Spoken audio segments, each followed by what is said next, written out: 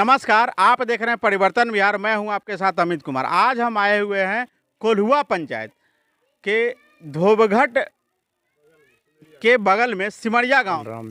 बलराम सड़क और नाली, तीन चीज़ सुचारू ढंग से हो, क्योंकि आदमी के जीवन में स्वास्थ्य के लिए इन तीन चीज़ों की ज़रूरी है। अच्छी सेवा चाहिए तो सड़क चाहिए, लोगों को स्वच्छ बनाना है तो उसके लिए नाली चाहिए, और अगर शुद्ध पेयजल चाहिए तो उसके लिए नल चाहिए। इन तीन चीज़ों में से आपके गांव में कौन कौन सी चीज़ें नहीं पहुंची अभी तक? जैसे जल नल योजना का तो अभी किसी पाइप बिछ चुका है, लेकिन वो अभी पूरा कार्य रूप नहीं कर रहा है। पानी हम लोगों को नहीं मिल रहा है। अब तो चुनाव आ गया, अब कब आएगा?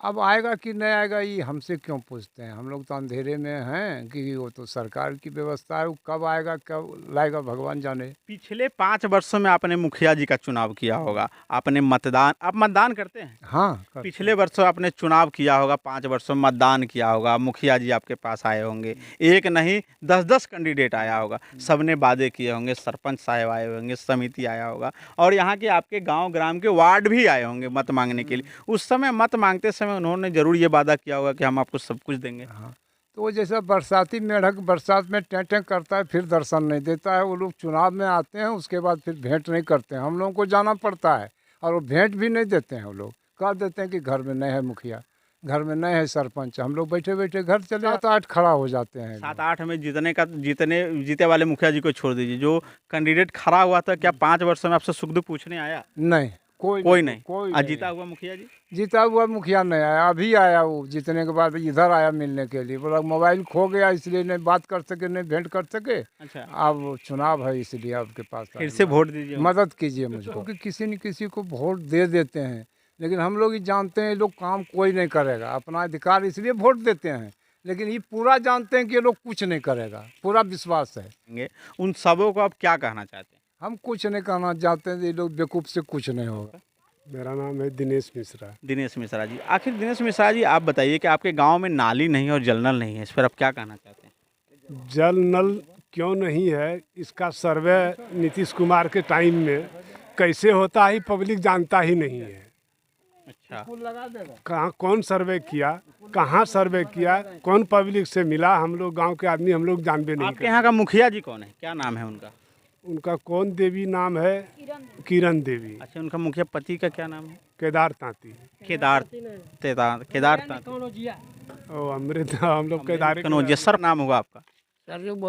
सरजुक मोदी। आपका उम्र क्या है बाबा? उम्र तो 80-85 ज़्यादा है। वृद्धा पेंशन है? वृद्धा पेंशन मिलता है मोदी जी वाला पैसा ना? आखिर बाबा एक चीज़ बताइए कि अब मुखिया चुनाव है, मुखिया हाँ, आने वाला है, तो आप वोट देते हैं कि नहीं? अभी मुखिया जी जो हैं वो आपसे मिलने आए हैं, हालचाल लेने आए हैं 5 साल में? क्या है? पूछने आते कैसे हैं बाबा वोट? मुखिया जी कहाँ आए? नहीं, क्या नाम हुआ? अशोक सिंह। अशोक सिंह। अच्छा अशोक सिंह जी, आप एक चीज़ बताइए कि आपके गांव में जल नल नहीं है, तो आप लोग पानी का किस तरह से उपयोग करते हैं? वही चापाकल से।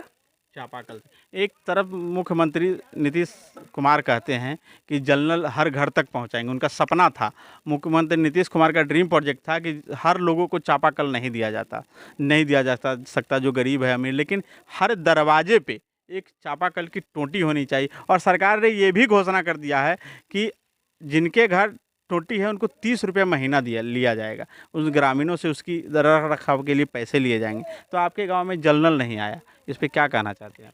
क्या कहना चाहेंगे कि हम लोग यहाँ बेजातीय पौधा हैं। अच्छा, हम लोग इस जगह बेजातीय पौधा का मतलब क्या होता है? बेजातीय पौधा मतलब है कि कोई किसी को उस पौधा पर किसी का ध्यान ही नहीं जाता है। अच्छा, सिमरिया गांव पे कोई प्रतिनिधि का ध्यान नहीं जाता? हाँ, इस टोला पर, इस सिमरिया के इस टोला पे। ये कौन सा टोला है?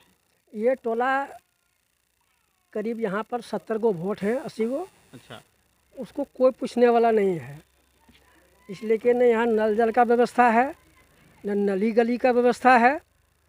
रोड ये अभय सिंह थे, अभय सिंह विधायक जी, उनका देन है जो कि रोड अभी कुछ चल रहा है।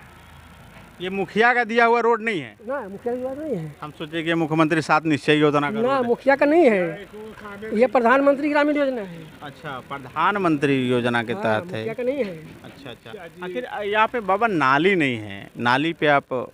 नाली पर हम ये कहना चाहते हैं कि नाली का जो योजना है मुख्यमंत्री का सबसे गंदा योजना है। अच्छा, आप कैसे?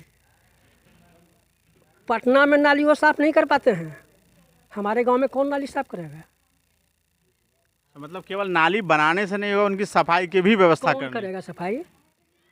इसके जगह पर अपना विचार से कि हम लोगों को स्वच्छता दें, जो कि उनका वाटर हार्वेस्टिंग जो कहते हैं, क्या कहते हैं नहीं जानते वो हैं, वाटर हार्वेस्टिंग बोलते हैं। वो भी सपना पूरा हो जाएगा।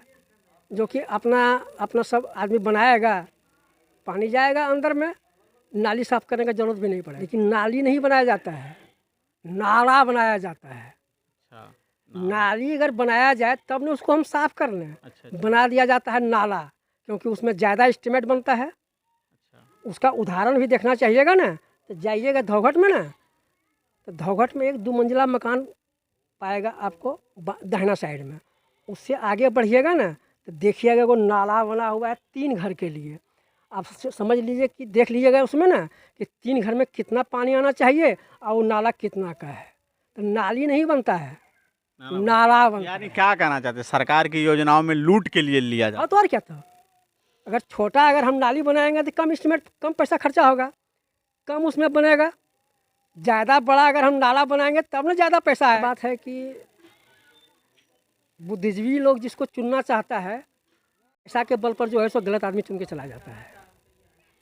बुद्धिजीवी लोग जिसको भी चुनना चाहता है, अभी जैसे कि ये रिजर्व सीट है, हम लोग जिसको चुनना चाहते हैं हम लोग का वोट बेकार हो जाता है, क्योंकि हम लोग पैसा लेते नहीं हैं।